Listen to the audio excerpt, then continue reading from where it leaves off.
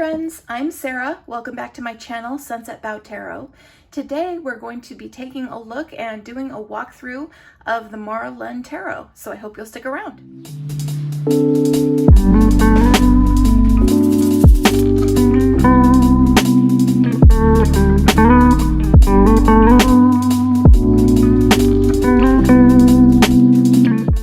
So again, today we're going to be taking a look at the Lunne or Lunne Tarot. I'm not exactly sure how to pronounce it, and I did a little research and couldn't figure it out, so hopefully I'm not getting it too terribly wrong or mangling it too much.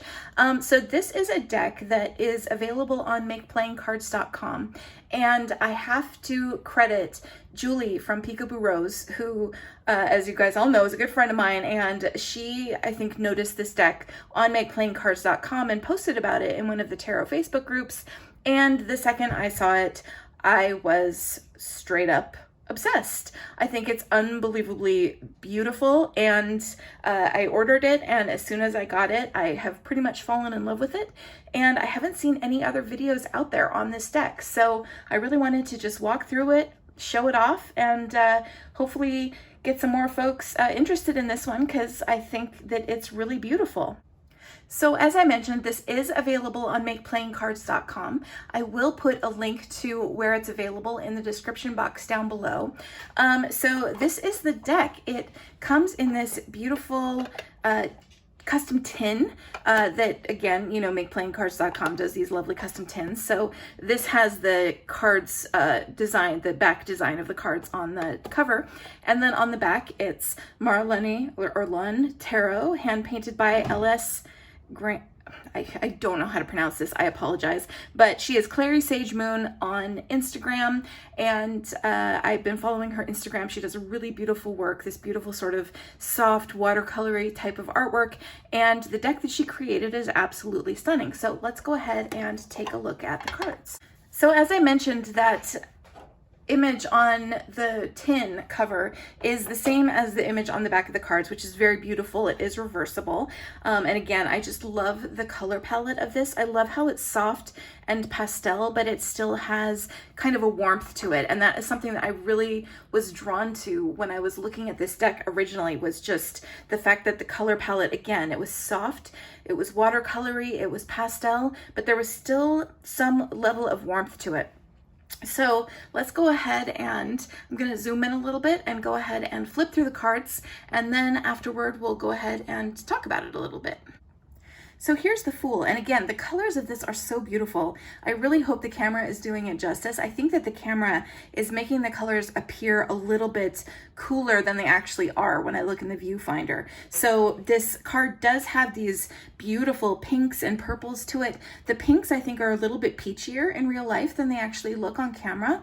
But I loved, again, this color palette where there is this softness, there's this pastelness to it, but it still has that feeling of warmth to it. And there are a number of decks that I've been sort of repeatedly drawn to over the course of my tarot reading career, where I've been really interested in decks that have a color palette like this, but none of the artwork really quite resonated with me. So some good examples of that would be like the Fenestra Tarot, for example, is one that I've looked at many, many times because I just love the color palette so much, but I'm just not a huge fan of a lot of the artwork.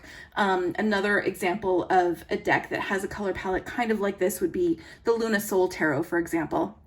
Again, that lovely sort of pastel color, but with some warmth to the undertones, and a little bit of a sort of goldeny kind of peachy glow to it. But again, I wasn't a huge fan of the artwork of that deck, but this one, the artwork just immediately resonated with me. I love how it has this slightly a little bit naive, a little bit primitive quality to it, but still just so beautiful and detailed and well done. Another deck that it really reminds me of, I think this deck feels like what I wanted the Wandering Star Tarot to be, weirdly enough. I don't know why that's what it's bringing up in me, but the Wandering Star Tarot is a deck that I backed and was really excited about on Kickstarter, and then decided that it wasn't working for me. And something about this deck, I feel like, is what I wanted that deck to be, in terms of a deck that I could really connect to. So anyway, that was a lot of rambling. I'm going to go ahead and start actually flipping through now. So I love this Magician card. When I was first looking at the cards in this deck, I got to this Magician card and was just like, wow, the elemental symbols and this incredible spiral and the beauty of the colors in the background were so beautiful. But then I saw this High Priestess, and this was the moment where I was like, oh my God, this deck is incredible. I absolutely love this imagery. It's so gorgeous. The Empress, again, just such beautiful colors. The Emperor. I love how there's this sort of lushness and organicness to the Empress, and then the Emperor is all these sort of like right angles and straight lines, and it's really cool. Here is the Hierophant. This is a card that in particular is one of the ones that made me think that this is what I wanted the Wandering Star Tarot to be, and I especially like how it's sort of keyhole shaped, this outline around the Hierophant, which I think is, you know, gets at that key symbol, which is really big for the Hierophant. Here's the Lovers, the Chariot, and you can see this is just so beautiful. It's got that whimsy to it. I'm totally obsessed with this deck. Here's the Strength card, and I really like this imagery of the deer. I don't think I own another deck where there is a deer as the animal that's featured in the Strength card, and I really, really like that imagery. And the reason for that is that, you know, in a lot of cases, the animal that you see depicted on the Strength card is a lion, or sometimes you see it as a bear, or I've seen it as a boar, a wild boar, or a tiger, or, you know, some other sort of ferocious animal. But the thing that's interesting to me is that, you know, if you think of that animal as really sort of symbolizing the difficult parts of your psyche, to me, the difficult parts of my psyche don't always revolve around anger or ferociousness. They revolve around fear. And so the sort of the deer, the skittishness of it, and how it's, you know, a prey animal, and those aspects of it are something that really resonates with me as that sort of representation of the inner self in the animal that's pictured on the Strength card. So I actually really love this imagery of the deer. This to me just really resonates a lot. The Hermit, the Wheel of Fortune. This is one of the cards that really reminds me of the Luna Soul. Here's Justice, the Hanged Man. I just love the color palette to this, and I love the art style. This Death card I think is really beautiful. It's very simple, but I love how it depicts death as sort of a portal, and I love how it has a use of the Ouroboros imagery in it to, you know, really signify that sort of rebirth and continuity that's symbolized by the Death card. Here's Temperance, the Devil. This devil kills me. I love his outfit. Here's the Tower. I like how the foundation is a different stone. There's just, even though this is very simple artwork in a lot of ways, there are a lot of really thoughtful choices about some of the ways in which things have been depicted. Here's the Star and the Moon. How gorgeous is that? I absolutely love this card. Again, it's simple, but just the shapes and the composition and the use of color, so beautiful. Here's the Sun, Judgment, and the World. And now let's go ahead and get into the minors. Here we have the Ace of Wands, and again, I love the use of color, the yellows, the pinks. It's simple imagery, but really, really effective. Here's the Two of Wands, and the 3, and the 4. And again, I just love this simple, sort of organic looking, slightly folk arty kind of feeling art style. Here's the 5. I really like this 5 and how all of the different wands seem like they're different woods, and, you know, there isn't that sort of overt conflict feeling to it, but there is that sense of opposing forces and differences needing to be reconciled and all of that. Here's the 6 of Wands, and the 7, and the 8. Again, it's very simple imagery, but the way that the color is used, and I really love the looks of this deck. The 9, the 10. Here's the page. I love this page and how it's almost like she's got a paintbrush in her hand, but it's also like she's swirling a ribbon. I don't know, it's really beautiful. And the Knight, if I had one criticism of this deck, it's that I would want the Knights to be a little bit more dynamic feeling. I love to see Knights on horses because, again, there's that dynamism and that sense of movement that you get from it. And all of the Knights in this deck do seem quite serene. I find they're all really like well drawn, and I like their outfits and I like what they look like, but you know, I do kind of miss a little bit of that sense of motion in the Knights. But again, I think they're still really beautiful cards, and of course, totally readable. Here we have the Queen of Wands. I love the sun rays on her cloak there, and the King of Wands. One cool thing about this deck is that all of the kings and queens have a look of age. You know, most of them have gray hair, and they definitely have that look of age and experience, which is something that I do absolutely like to see in kings and queens, that maturity. Here's the Ace of Cups and the Two of Cups. It's just so beautiful, and the compositions and the use of negative space are so beautiful. The Three of Cups, the 4, and the 5,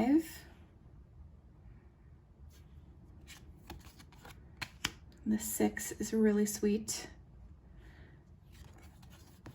And you can see as well, you know, this deck is very Rider-Waite-Smith. It doesn't come with any kind of guidebook or anything like that. You absolutely don't need one whatsoever. It's just it's a different artistic take on a lot of the classic Rider-Waite-Smith imagery, and so it's very readable right out of the box. But you know, again, it's just a different and beautiful art style. The Eight of Cups, so pretty. I love the colors of this. The 9 and the 10. It's just so pretty.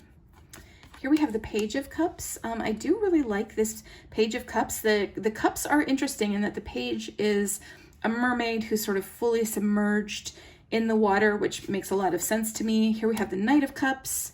And again, you know, I do wish that there had been a little bit more sort of motion and dynamism to the Knights, but I still think that they're beautiful cards. And then here we have the Queen of Cups, and she again has the mermaid tail, but she is sitting on land. And then the King of Cups is just very clearly standing on land. And again, we get that gray hair in the King and Queen and that sort of age and maturity. Here's the Ace of Swords. The colors are so beautiful. And the Two of Swords. The 3. It's pretty just to have a flower, you know, it totally works. It's totally readable. Doesn't have the sort of kind of more, well, I know that the heart imagery is very classic and has been around for a very, very long time. And it's just nice to see something a little bit different. Here's the 4 of Swords, the 5 of Swords.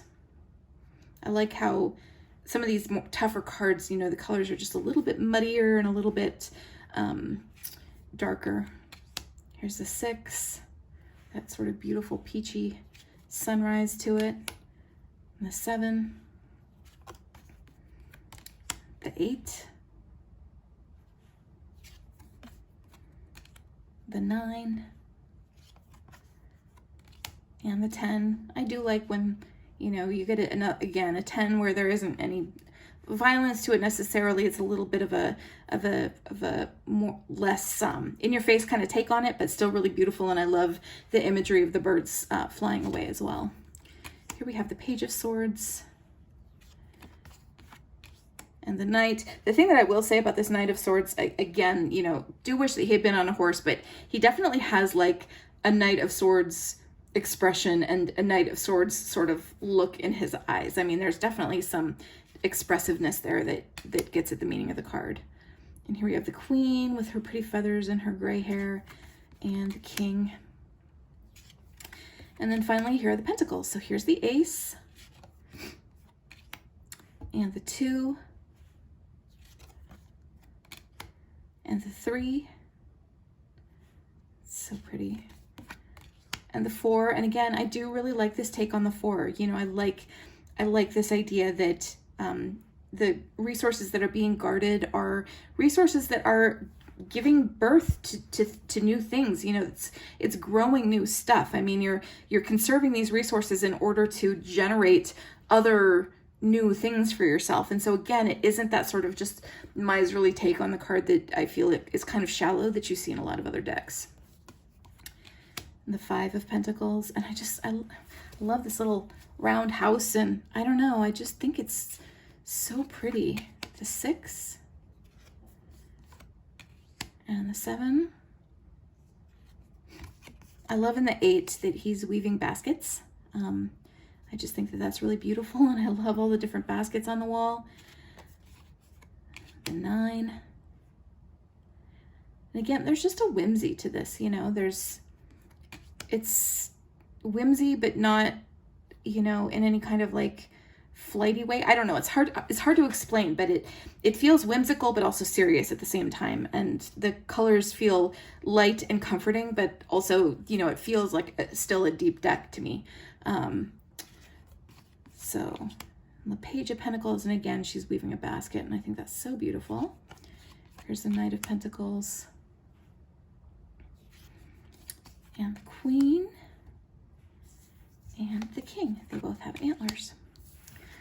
So anyway, that is the deck. Again, the Mara Lunne Tarot. And this deck is just absolutely stunningly beautiful. I am really obsessed with it. I love the artwork of it. Like I said, it feels like a deck that sort of fills the niche of some other decks that I had looked at in the past that just weren't quite right, but this kind of scratches the itch for something with this art style and color palette that just really is right in the sweet spot of what I'd be interested in having. So I just absolutely love it. This is the Make Playing Cards, just regular Superior Smooth cardstock. So their cardstock is always really nice. It's definitely easy to shuffle.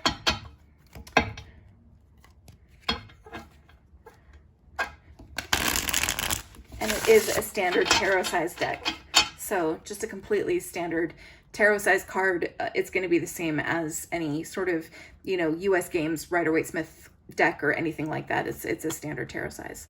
So anyway, that is the beautiful Mara Lunne Tarot. Again, this is a deck that is available on makeplayingcards.com. I will put a link to where you can get this deck down in the description box. And I just think that it's absolutely beautiful, and it's just a real treasure to find on makeplayingcards.com. I think it's just gorgeous. So I am super excited to have purchased this deck, and I'm really looking forward to working with it. So if you do get this deck, let me know what you think of it, how you get on with it. Also, just a reminder that all of my other social media links are down in the description box below as well, including my Instagram, my Facebook page, and my website, where if you're interested in booking a reading with me, you can find lots of different reading options available on my website. If you like this video, I would love it if you gave it a thumbs up. Subscribe if that's something that you would be interested in, because I'd love to see you around here again. And thanks so much for following along with me while we took a look at this beautiful deck. Thanks, everyone. Have a great one. Bye-bye.